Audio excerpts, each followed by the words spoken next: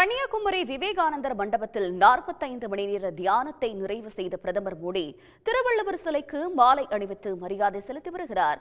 இது பற்றிய தகவல்களை தருவதற்காக செய்தியாளர் வேலாயுத பெருமாள் இணைகிறார். வேலாயுத பெருமாள், தற்போது அங்கிருக்கக்கூடிய கள விவரங்கள். கண்டிப்பாக. அதாவது இந்திய பாராளுமன்ற தேர்தலுடைய கடைசி கட்ட பிரச்சாரம் முடிந்தவுடன் இந்திய பிரதமர் மோடி அவர்கள் 3 நாள் சுற்றுப்பயணமாக கன்னியாகுமரிக்கு வந்தார். அவர் திருவனந்தபுரத்திலிருந்து ஹெலிகாப்டர் மூலமாக குமரியில் உள்ள அரசு விருந்தினர் மாளிகை ஹெலிபேடில் இறங்கி அங்கிருந்து நேராக அருகில் உள்ள பகவதியம்மன் கோயில் சென்று சாமி தரிசனம் செய்தார். பின்னர் அங்கிருந்து சிறப்பு படகு மூலமாக கடல் நடுவே அமைந்துள்ள விவேகானந்தர் மண்டபத்துக்கு சென்று அங்கு 3 நாள் தியானத்தை தொடங்கினார்.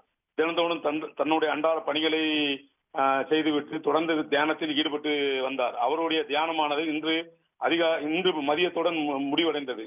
இதனைத் தொடர்ந்து அவர் அருகில் உள்ள திருவள்ளுவர் சிலைக்கு சென்று மலர் தூவி மரியாதை செலுத்தி முடித்துவிட்டு தற்பொழுது விவேகானந்தர் மண்டபத்துக்கு திரும்பி வந்து கொண்டிருக்கிறார்.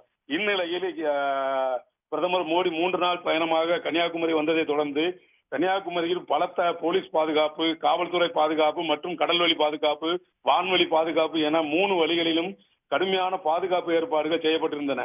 தற்பொழுது கோடைக்கால சீசனாக இருப்பதால் கன்னியாகுமரிக்கு உள்ளூர், வெளியூர், வெளி மாநிலங்களிலிருந்து அதிகமான சுற்றுலா பயணிகள் வரக்கூடிய காலமாக இது கருதப்படுகிறது.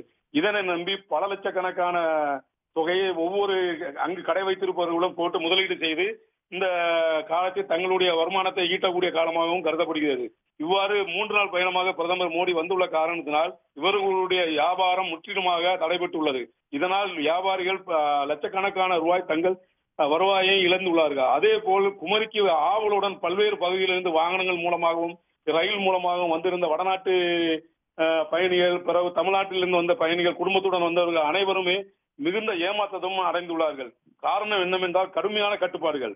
ஒவ்வொரு சுற்றுலா பயணியும் சோதனை செய்த பிறகு கடற்கரைக்கும் காந்தி படகு குழாமுக்கும் அனுப்பி வைத்துக் கொண்டிருந்தார்கள்.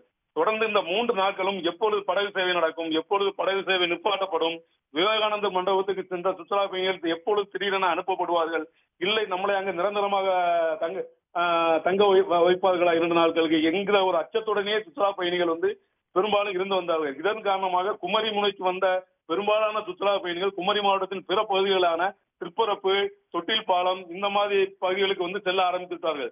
இதன் காரணமாக 3 நாட்களாக குமரியே வெறிச்சோடி இருக்குது என்று சொல்லலாம்.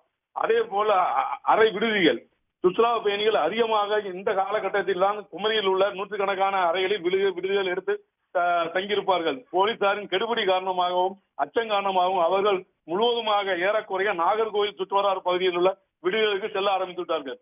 மொத்தத்தில் சொல்ல வேண்டும் என்றால் 3 நாட்களும் குமரியை பிரதமர் மோடியின் வருகையால் குமரி சம்பித்துள்ளது என்றே கூற வேண்டும். இயல்பு வாழ்க்கை இவர் இங்கிருந்து திரும்பி சென்ற பின்னரே ஆரம்பிக்கும் என்றும் கருதப்பட்டு வருகிறது. தங்களுடைய விவரங்களுக்கு நன்றி வேலாயுத பெருமாள். உடனுக்குடன் செய்திகளை தெரிந்து கொள்ள சன் நியூஸ் பெல் ஐகானை கிளிக் பண்ணுங்க.